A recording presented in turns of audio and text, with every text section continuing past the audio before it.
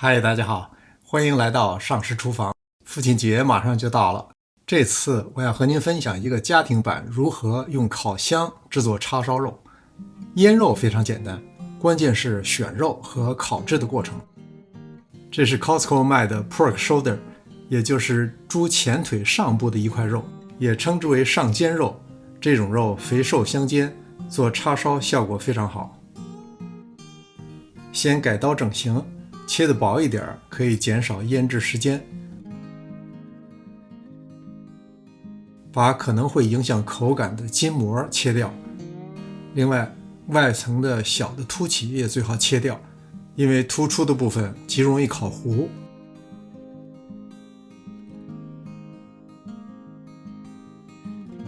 猪上肩肉我一共用了1000克，腌料只有2种，一种是高度白酒，另外一种就是叉烧酱。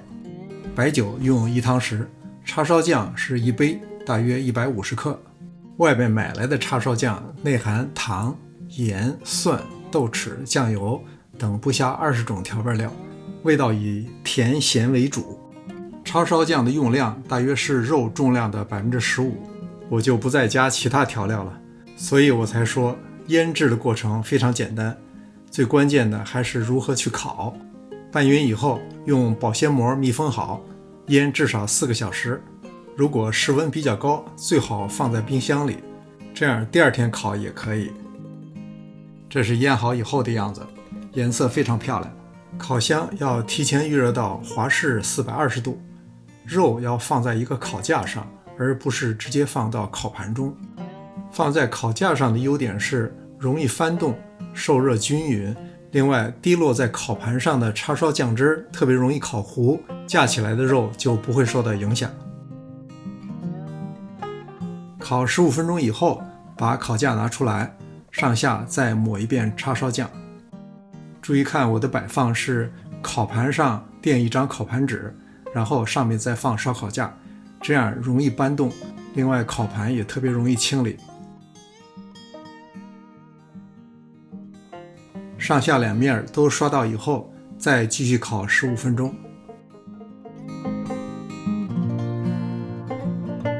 15分钟以后再拿出来，这次刷一层蜂蜜。现在烤盘纸上和肉的边缘部分有烤糊的迹象，继续用高温烤一定会冒烟，这时候就需要把烤箱的温度改成350度，继续再烤10分钟。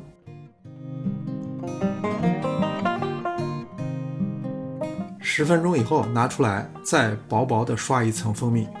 可能有人会觉得这么反反复复好几次拿出来太繁琐了，不过这是我从好多次失败的教训中总结出来的方法，效果非常好。最后一次再继续用350度烤8到10分钟就可以了。这时候的肉已经达到了色香味俱佳的效果，表面的酱料很好的封住了水分，使得肉非常鲜嫩。叉烧酱颜色偏红，再加上表面涂抹的蜂蜜，使得叉烧肉红中透亮，看起来非常有食欲。这次父亲节就做这道菜，保证会受到家人和朋友的赞扬。感谢您的观看，临走前别忘了点赞、订阅、评论。这里是上师厨房，我们下次再见。